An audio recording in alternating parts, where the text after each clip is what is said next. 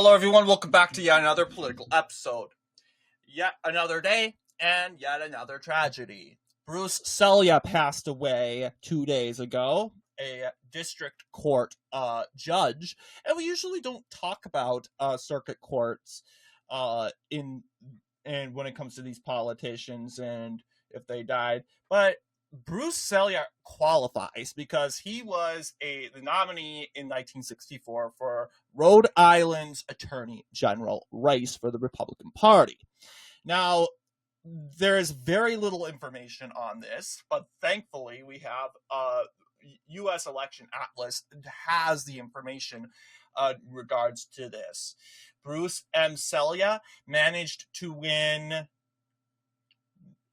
nothing but one county, and that was Bristol County, which today is the most liberal out of all of Rhode Island. You can clearly see it's 51.6%, 4 points for the said Republican Selya. Back then, it was pretty more swing county-like. It was basically pretty compatible. Not compatible anymore.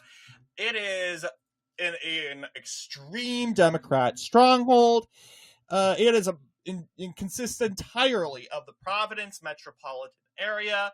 Obviously consisting of Providence, 61% Democrat in 2024, 63%. In 2020 it voted the most liberal, and that was 63%, the most liberal since 1964, in which it voted 76%. It's kind of ironic because in 1964, yet again, another election year where we're comparing this to LBJ's landslide run in the presidential race.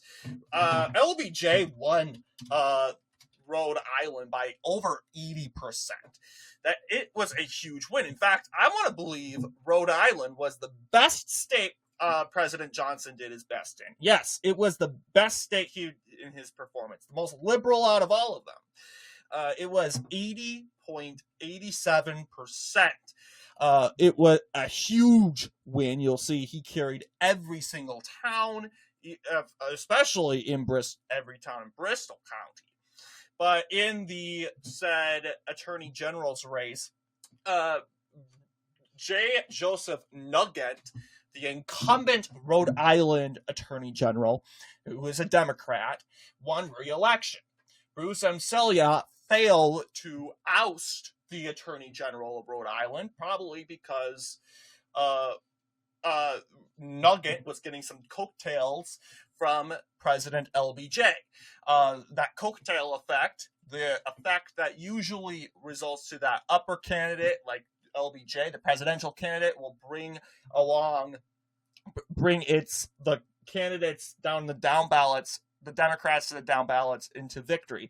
So that's how the coattails work. The presidential candidate will drag its fellow political party members to victory due to many people coming over to vote in the presidential election. That is a coattail effect. And apparently that is what happened. Although Nugent lost Bristol County, and we'll see Bristol County, I want to believe is the most Bristol was labeled the most liberal. Well, actually, Providence was the most liberal. Washington County, not so much. Yeah, it's kind of weird why Bristol County decided to support Selya. Maybe it has to be because Bruce Selya resides here. It has to be.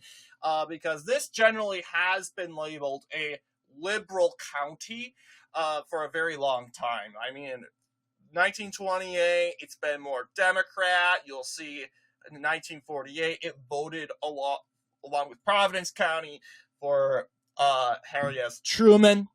1952, it hopped over to the Republican side. So it is considered a bellwether county for the most part.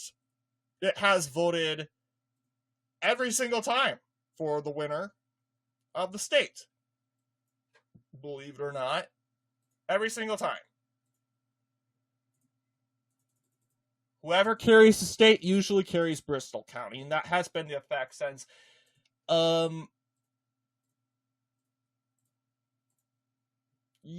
1952. Yeah, I think it's been the case since, well, since 1916. No, 1916. 1912. Because Woodrow Wilson won Rhode Island. But yeah, this video isn't honoring Bruce Selya. Obviously, there's no real information in regards to Bruce Selya.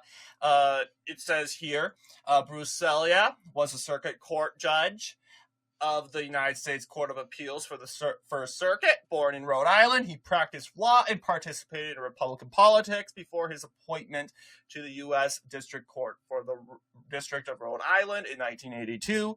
Elevated to the First Circuit for 4 years, he gained a reputation for his distinctive writing style, which often involved peppering opinions with figures of speech, puns, and extremely uncommon words. So, yeah, I guess you could have a sense of humor, or he's just very blunt. He's not afraid to say stuff that will trigger people.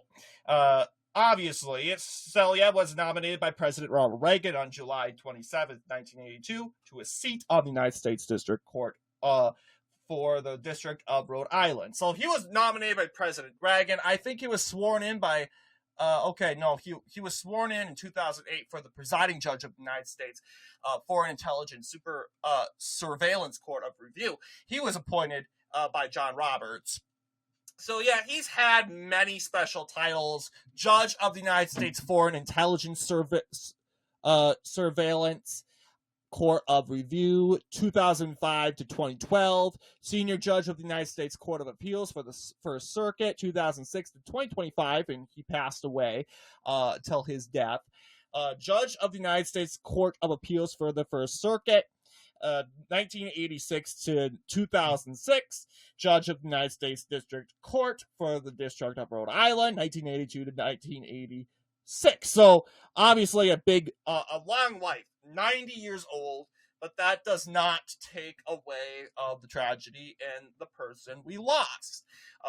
Mr. of course, Selya will be remembered for his puns and his humor, which till now we learned that he has such a sense of humor. I'm guessing the people of Rhode Island will miss him. Despite Rhode Island being extremely liberal, they're probably happy. Who would be happy for someone to die? That's the other thing. I'm sure there's some sort of grief in Rhode Island. But Mr. Selya, he will always be remembered. His electoral history, he carried one county, the Bristol County. Today, Bristol, I want to believe, is the most liberal. Let's see, the 2024 United States presidential election. We can actually take a look here. Who knows? He might be a rhino today. Yeah, it's 60%. It's either Newport and Bristol counties that are liberal. Yeah, Bristol's the most liberal. 61%, but not as liberal as it was in 1964. But anyway, what do you guys think in regards to this video? Let me know down below. And as always, I'll see you all in the next political episode.